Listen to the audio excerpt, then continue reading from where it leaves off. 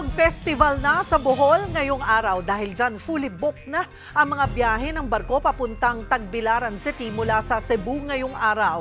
Para sa update live na magbabalita, si One News Cebu Desk, Dale Israel. Dale, nasaan ka na ngayon at kumusta ang sitwasyon dyan? Maayos po, Cheryl. Nandito tayo ngayon sa pantalan ng Tagbilaran City, Bohol. Napakarami ng mga taong nagsidatingan. Wala pang nilabas na specific data sa statistics ng mga ports ngayon, pero napag-alaman nating fully book ang lahat ng biyahe papuntang Tagbilaran City noon pang April 29. Tapos kahapon, April 30 at lalo na ngayong May 1. Yung sinakyan natin kanina na ferry ngayong umaga ay punong-puno at okupado ang lahat ng upuan.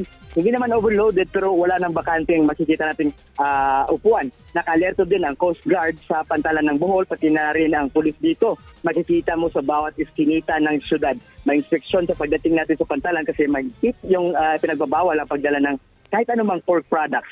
Dahil naman pista, sentro ng hapagang lechon, pero sabi ng otoridad dito ay sapat naman ang supply ng lechon para sa kapistahan ng Tagbilaran. Cheryl?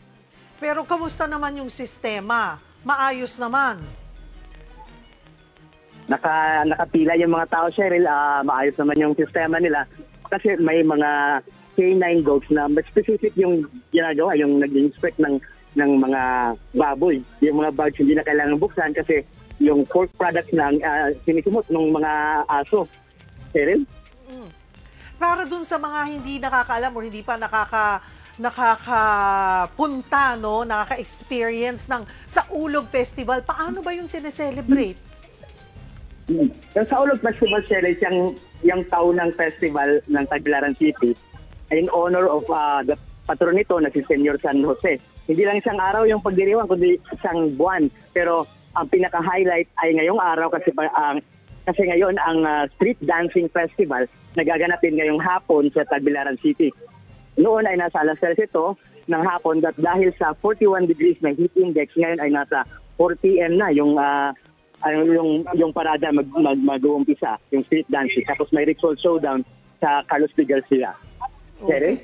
Okay, mag-enjoy ka pero bukas hihintayin namin yung report mo na yan, ha? Antabayanan natin, Cheryl. Tututukan natin yung kaganapan dito sa Bohol. Cheryl. Daghang salamat, One News Cebu Desk, Dale Israel.